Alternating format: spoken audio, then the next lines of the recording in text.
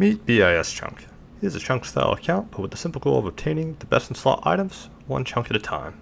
Unlike other chunk accounts, he doesn't care about excessively slow skilling grinds or diary tasks, just the best in slot items.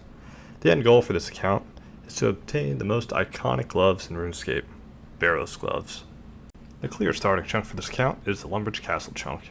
Not only is it where most people begin their journey, but it's also where BIS Chunk will end his. Let's jump into the first task that I have for this account.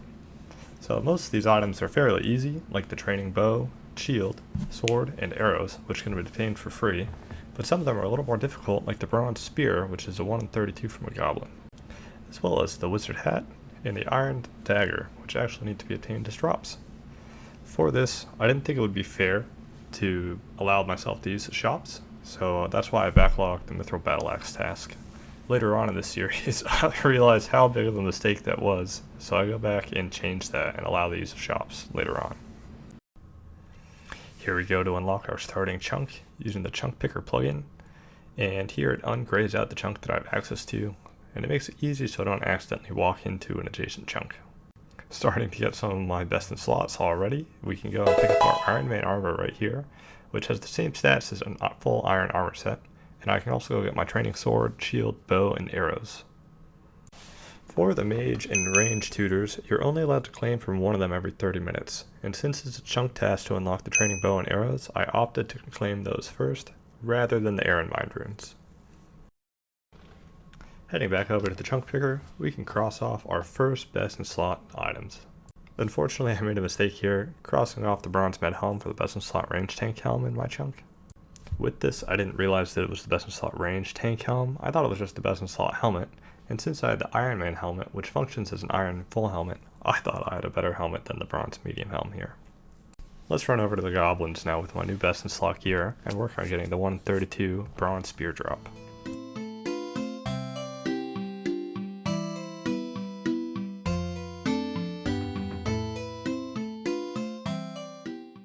With all level 3 stats and only 10 hit points, clearly my hit points didn't last very long, so I needed to switch up to range since I had no viable methods of good consistent heals in my starting chunk.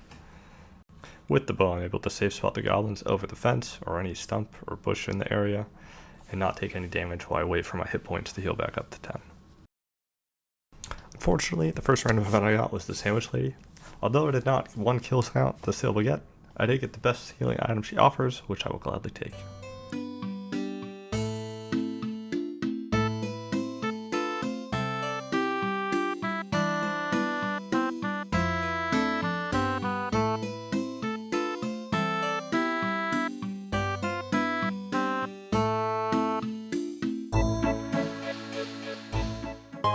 And there it is, the bronze spear, our first best in slot item that we had to obtain as a drop from a monster. And with every new account, you always gotta try it to see if you're the chosen one, and unfortunately we are not able to equip the Goblin Mail. The first beginner clue scroll coming in the only account. Although there are very few in my starting chunk that I can complete, it's always worth picking up as these can drop some insanely valuable items for me, like any of the elemental staffs. Unfortunately, this one was 2 chunks away from me, so it's best to just drop it. Going for the next item, I actually didn't record myself getting it, but here's the Iron Dagger, which is the best in slot obtained from men, and I got this one at only 7 kill count. Time to go for the final best in slot item from my starting chunk, the blue wizard hat obtained from imps. There's the first of 4, the red bead. As most RuneScape players know, imps drop the red, yellow, black, and white beads, which can be turned in to complete Imp Catcher, granting a player 875 magic XP as well as the Amulet of Accuracy. Even though I'm multiple chunks away from completing this quest, I might as well collect the beads now. And there's 10 strength coming in, the first double-digit combat stat on the account besides hit points. The second bead coming into our collection is the black bead, only 2 left to go. Level 6 prayer coming in off those ashes as well. With the addition of these ashes that you can scatter, they made prayer much more viable for Ironman. The third bead coming in, the yellow bead, that just leaves the white bead to go, and then once I have that chunk unlocked, I can get my Amulet of Accuracy. There's the blue wizard hat, my best in slot magic hat. That completes all my best in slots for the starting chunk. Let's go back to the chunk picker and see what chunk we have next. That being our 10th best in slot item for the starting chunk, we can now roll a new chunk. Here you do see that I have the Mithril Battle Axe on the backlog. This is because I didn't want to allow the use of shops originally. We do come back and change this later, so don't worry, we do get to use the Mithril Battle Axe later on. Let's roll my first new chunk.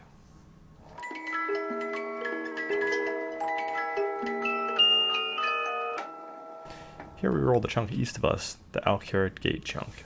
This chunk didn't have any new tasks for me, but I realized that I had missed the best in slot crush being the bronze pickaxe, because I didn't realize you have to recalculate tasks after backlogging an item. Luckily for me, there are 2 spawns on top of the Lumbridge Castle, so this was an easy unlock. Going back to the chunk picker, we can check this task off, and then we make sure to recalculate tasks, that way we don't miss something like this again, and now we're ready to roll our third chunk.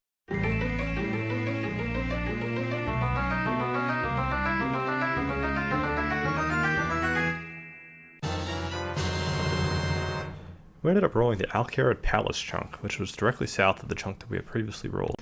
This chunk brings me back to my free-to-play days, where I would train on the Alcarad guards. Here there's a scimitar shop that we can buy all the way up to a mithril sim, and then there's also a plate legs and plate skirt shop, where we can get up to adamant. The last chunk task that we have for the Alcarad Palace is obtaining the bronze mace, which is just an item spawn, and this will be our best in slot crush. It took me 5% of my wealth to get through this gate, but to see the 2 new chunks, it was well worth it. The clue in my inventory is the beginner clue that I had gotten earlier on. I thought with the chunk of the Alcarad mine being so close, I might as well juggle it in case I roll it. And there we go, picked up the bronze mace, chunk task complete. After getting those 2 easy chunks back to back, it's time to roll our 4th chunk.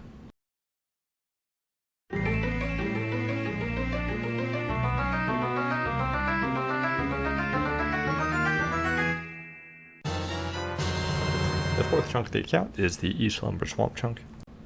Unfortunately for us, this doesn't provide any best in slot items, but we are able to roll our 5th chunk now.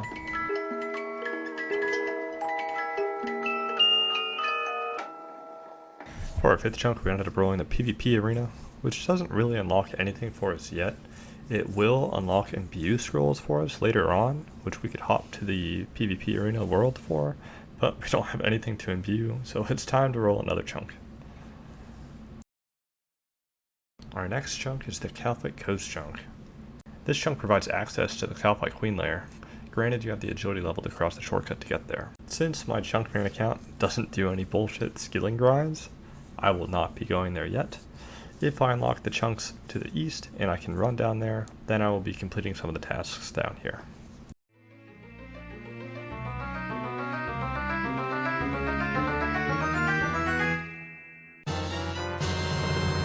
The next chunk we rolled is the chunk west of the Lumbridge Castle. This chunk provides access to the ham members, which actually has some chunk tasks for us. Almost all of these best in slot items come from the ham members found in the ham hideout. I was surprised how easy it was to pick into the ham hideout with only 1 thieving. Let's go see if we can bop some of the ham guards. As you can see with my low stats and the trading sword being my current best in slot, this kill took quite a while. I ended up going through all my food and I had to flinch it to finish off the kill.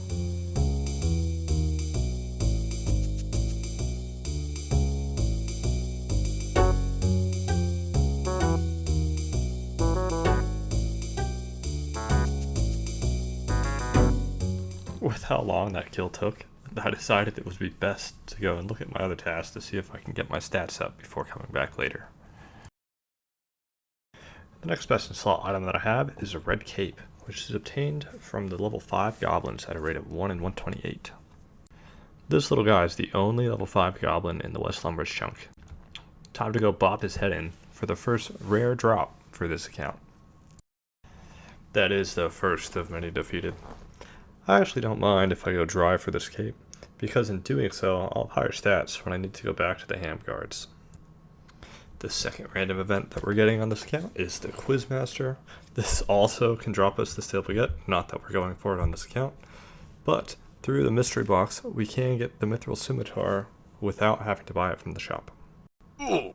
Unfortunately, we just got an easy clue that was many a chunks away from us. I'll be taking the 1,000 coins next time.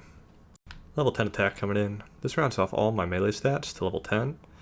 Now I'm going to go back to defense so I don't have to wait around healing as much. The first beginner clue we complete. There's only a 10% chance of it being a one-step, so I'm going to juggle this one for now. Here we got another upgrade. It's not a best in slot for us, but the bronze sim is actually better than the training sword, so we can gladly switch to that for now. And level 20 strength coming in. The first rare drop coming in, the red cape to match our armor. Unfortunately, we didn't get another beginner clue that we could juggle and complete, but this guy took us 305 goblins to kill, so slightly over double the rate. Before going back to the ham members, I decided it would be faster just to level the thieving and go pickpocket them for the items rather than training. Since all the best in slot items from the ham hideout can be obtained by killing the guards or by pickpocketing the members, I opted for the pickpocket route since I'll need to level my thieving for quests down the road, and it's going to be faster for me to get these upgrades for now. The third random I got on this account was Count Check. I think I'm going to put all the lamps I get into prayer, because unlocking 43 prayer as quickly as possible will make grinds down the road much easier. That's level 15 thieving. It was pretty slow, using cabbages to heal, spawning in the basement. Time to go to the ham members. The first ham pocket picked. And the first time going straight to jail. Hamulet coming in. There's the ham hood. And immediately after, the steel dagger, my new best in slot. Decided to bank the first inventory of loot that I got from the ham members. I figured a lot of these items could be useful down the road. I also wanted to go and get some more mind and air runes from the mage tutor on my way back. And gloves coming in. And there's the steel pickaxe, my best in slot crush. Level 20 thieving, which gives me access to silk stalls. Not that I'm anywhere near those. Hammer bottom. The ham shirt. The ham shirt's the final item that we need for all the best in slots for this chunk, so I'm going to go ahead and check these off here, and it's time to roll my next chunk.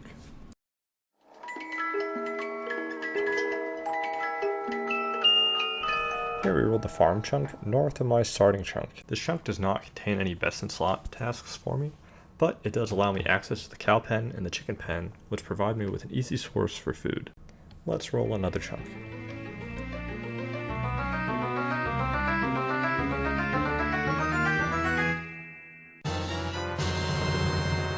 We ended up rolling the Mage Training Arena chunk. This chunk provides items like the Master Wand and Infinity Armor set. Since I don't have a good access for runes, I'm going to have to come back for these items later. Here I rolled an Ocean chunk that doesn't have anything in it. After that, I rolled the Desert chunk south, which again I don't have access to, so it doesn't unlock anything for me. Then we rolled the Abandoned Mine chunk. I can only get to half this chunk, so there was nothing in this for me. The next chunk we rolled was the Varrock South Gate chunk. We already had the bronze bolts for this chunk, but we can go to the Dark Wizards and kill them for a staff as well as a black robe top. I'm going to ignore the Phoenix crossbow for now, because that requires another player to give me the key so I can have access to the weapon storeroom. After going and filling my inventory up with raw chickens, burning half the chickens, and going back to refill my inventory with chickens, I was finally ready to take on the Dark Wizards. Both the level 20 and the level 7 Dark Wizards have access to the same upgrades for me. To avoid getting attacked by level 20 Dark Wizards, I cast Wind Strike on the level 7s so I could get in combat with them before poking them down with my steel dagger. On our first kill, we got our new best in slot magic weapon, the normal staff.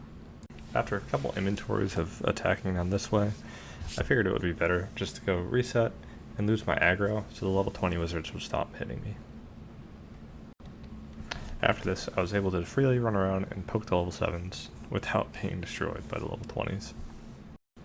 Not long after that, I got my new best in slot magic top, the black robe. There's 20 attack coming in. Since I had already spent the 10 minutes losing aggro, and I still had half an inventory of food left, I thought it would be a good idea to stay here and keep killing these guys, since this is my best source of runes. Going back to the chunk picker, this is where I made the decision to go back and allow myself to actually use shops. When I started this account, I thought that allowing shops for weapons would make this journey too easy. Being able to start with a mithril battle axe in my first chunk I thought was too strong, and I mistakenly thought Zeke sold Sims up to adamant. After making it this far with the steel dagger, I thought it would be fair to allow myself to use shops.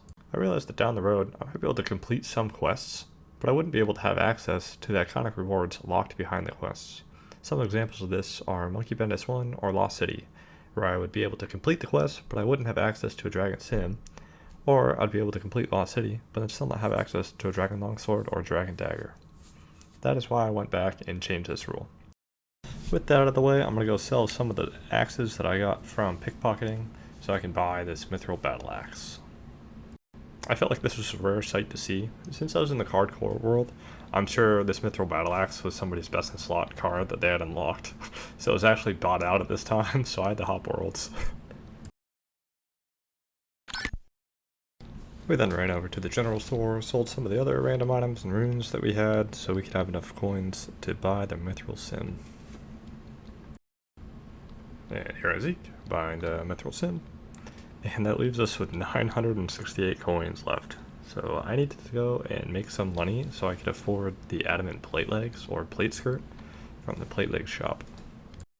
My initial thought for making gold was, I could just go back to the hand members, pickpocket some steel items, the pickaxes, axes, daggers, ham shirts, and just sell those to the general store until I had the 6,400 coins.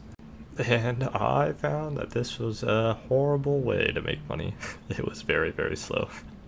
So we switched things up and I decided to just go fletch for a little bit.